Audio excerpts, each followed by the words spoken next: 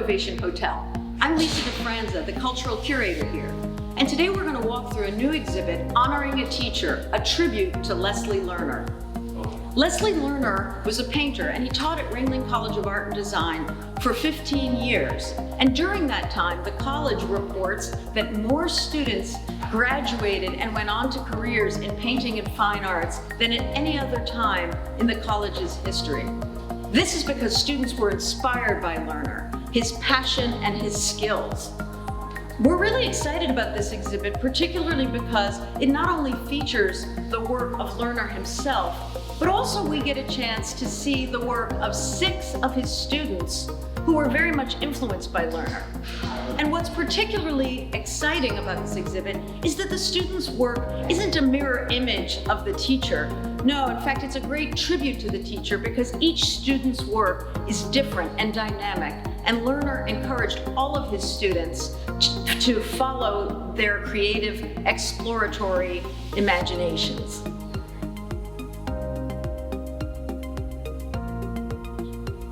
This piece is called Untitled, and it's seemingly insignificant. It's small in comparison with Lerner's epic canvases, but it tells us a lot about Lerner's way of thinking as an artist. So first of all, it's sketches done on an old piece of a catalog that he had lying around the studio. And you'll see here that these are rough sketches of characters that he was thinking about. Lerner said that when he drew, it told us something about how he thinks, but when he paints, it tells us something about how he non-thinks. So he used these rough sketches to think through characters and to consider subject matter for his larger canvases. Leslie Lerner grew up in Southern California in a suburb, and he always wanted to be an artist, and he always felt out of place in his environment. When he went to college, he started to study art history, and that blew his mind. He started to think about himself in the context of this larger movement of history. And this piece, called My Life in Paintings, Red Cosmos, was done a couple of years before he died. This was done in 2003. It's a print that he worked on with his wife, Jill Lerner, who's a printmaker. And if you look closely, you see that there are rings and circles, sort of like a space diagram, but written on them are the words artist, our ideology, and world. And the artist ring is both the biggest ring and also the most disconnected ring. This piece is really interesting to me because it tells us something about his constant wrestling with where he fit and where the artist in him fit with the world. Leslie Lerner painted in series. Many of the paintings in this exhibition are from the My Life in France series. Now, this wasn't a series documenting his actual life in France. This was a series documenting this point in his painting career and his interior landscape, if you will. Of course, he was also influenced very much by his studies of art history, especially landscape painters of the 18th and 19th century. So in this painting, which is called My Life in France, The Man with the Wooden Arm, The Mad Tale, Bandits Attacking a Coach, there's a lot going on within this landscape. First of all, in the foreground, we see a foggy atmosphere almost, as if you could blow the fog away, you would see what's mysteriously happening below it. Also, we see figures that are in different scales. You'll see this a lot in Leslie Lerner's paintings, where there'll be one very small figure inhabiting a big landscape, and then a larger figure right next to it. Lerner said he was always exploring his own sense of dislocation and not fitting into a landscape. Also, we see here mysterious things happening in the sky.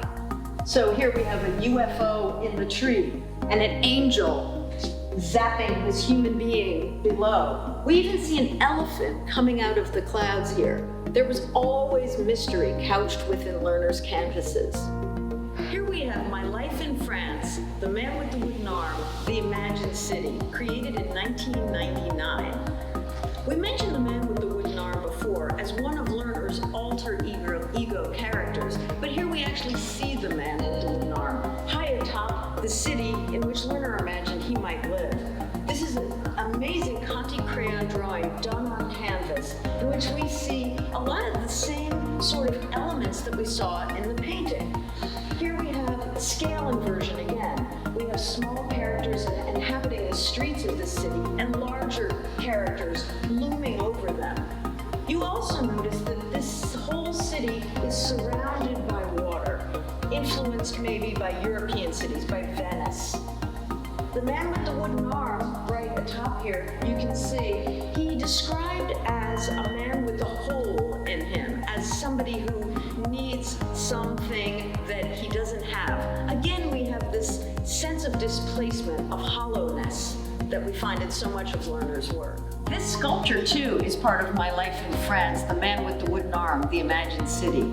In fact, Lerner created the entire imagined city seen in his drawing three-dimensionally before he even went to the canvas. All of these pieces were created out of raw cardboard. They're light as a feather, even though he's painted them to look metallic and heavy. They're light as a feather and made with disposable materials. Lerner liked to create out of anything he had in his studio. He was also excited by creating out of cardboard because he thought that it sort of pointed to the throwaway, disposable mindset of American society. Here we have My Life in France, The Lost Boy, The Vista, created in 1999. The Lost Boy is a new character that Lerner developed after The Man with the Wooden Arm.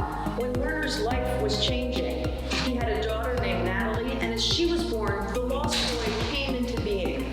Lerner described that the Lost Boy came into being to discover him and his internal landscape. And for us, we see a different persona and a different form on this canvas. In fact, in the foreground, you see a new style of painting that Lerner developed. When he went much more, he dove into abstraction, into organic shapes and figures, and started to develop a brand new style that held mystery in a different way than what we saw in the earlier painting. Of course, the large figure, the Lost Boy, is way out of scale, almost looking like Gulliver in this canvas. A lot of his friends said that the Lost Boy looked a lot like his daughter Natalie. My Life in America, The BMXer, was created in 2003. This series, My Life in America, was a new series Lerner began a few years before the end of his life. And he uses a lot of the same elements, but his style just continues to evolve. So here in this canvas, we have a very different kind of landscape, almost a post-apocalyptic landscape, if you will, where we have a very rocky terrain. And we have the BMXer over here, bloody nose, knee pads. We don't see the motorbike, but we see the fallen BMXer. And we see another character here. We don't know exactly what's going on with this character. This character is looking for the BMXer, but he's creating a very dynamic narrative between these two figures and the dog that inhabits the terrain over here. Also, we see some signature Lerner pieces in this painting, again, evolved and made new. So we have mystery happenings in the sky. We see trees beneath the fog, maybe, or his fog that he's created with paint, and we see a square portal hanging in the sky. We don't really know what it is, but it invites the viewer to wonder. And over here, this seemingly plain sky has features beneath it that we feel somehow we could maybe access if we could just see a little bit more. It's a very, very inviting painting.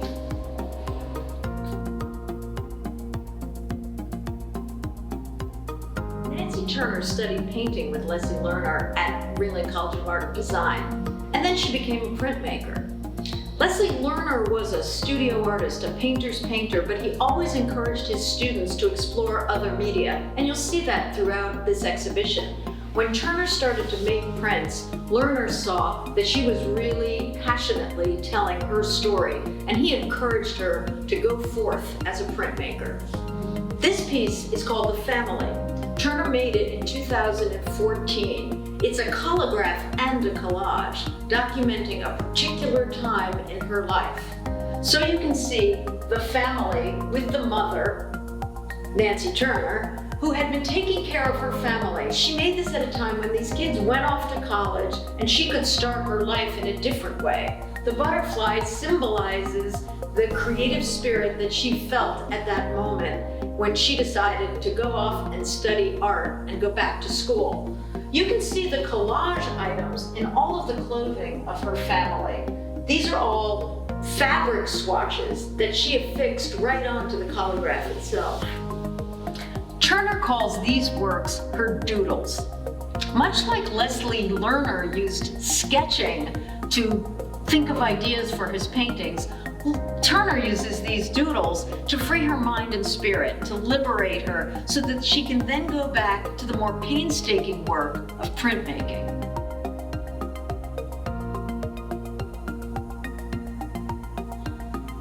Claudia Ryan remembers Leslie Lerner walking into the classroom and saying, "Space, space, painting is about space." She said he was incredibly passionate and intense, and that his sense of the drama of painting was palpable. So when you look at Claudia Ryan's painting, First Kiss, painted in 2019, although it looks so different from a Lerner landscape, we see elements that were definitely influenced by Lerner. Here you see an oil and collaged painting. On the surface, it's pink. As you look beneath the surface, there are images. They may even be silhouettes of people or images of faces, but the viewer is left to wonder what lies beneath. Just like Lerner's skies, what's beneath the surface? What mystery is held within the painting? Also, she disrupts the surface of the painting with this three-dimensional box, which is really reminiscent of the box portal in the sky of Leslie Lerner's BMXer painting on the first floor of this exhibition.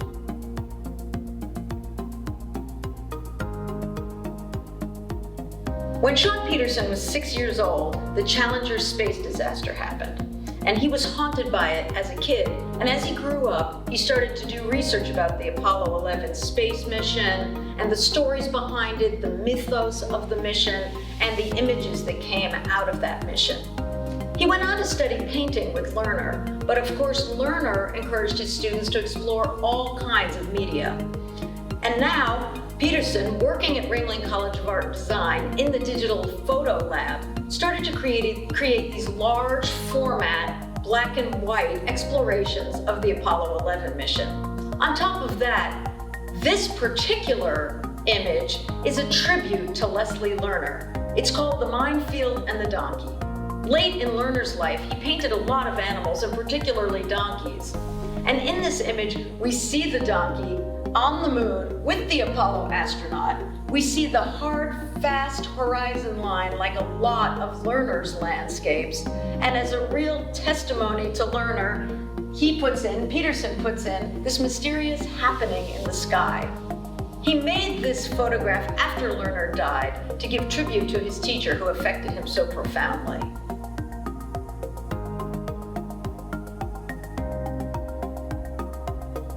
Michael Crabb remembers Leslie Lerner in the classroom saying to him, "Michael, what do you want to be, a Hallmark greeting card painter or a real painter?" Lerner always demanded that his students have something to say with their work, and Crabb was influenced by Lerner's mode of narrative painting. In fact, this is a series called the Paris in the Fall series.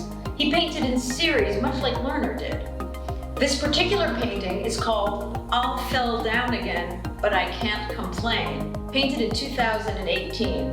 And here you see the influence of Lerner as a teacher.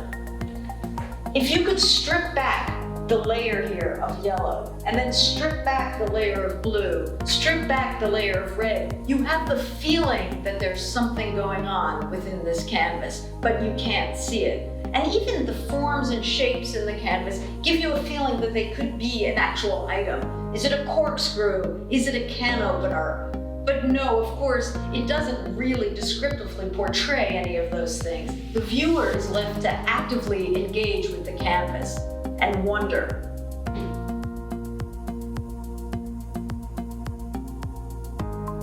Julie Canepa, of course, makes her living at Can Studios, making the exquisite digital pieces that we just saw.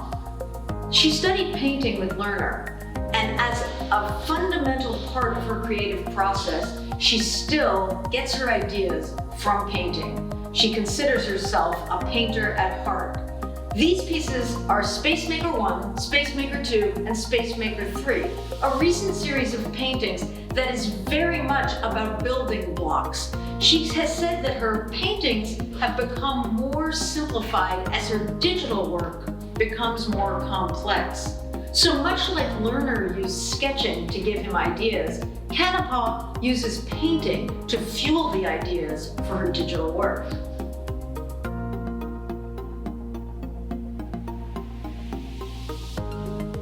We find a lot of Leslie Lerner influence in Tim Yeager's Ski Champs in Action, which he created in 2016. Rather than layering paint the way Lerner did, Tim Yeager explores all kinds of surfaces in this piece. So, like Lerner, he drew from what he had in the studio. So he used a large piece of cardboard, mounted cloth silk on that cardboard, and painted on the cardboard surface, as well as the plexiglass overlay that he put on the piece. One of the things that Yeager remembers from Lerner's classroom is the importance of the skill of drawing, and you really see that in this piece. On all levels, the ski champs are drawn beautifully, and those skills that are so traditional take on new form in this piece. I thought that was pretty good.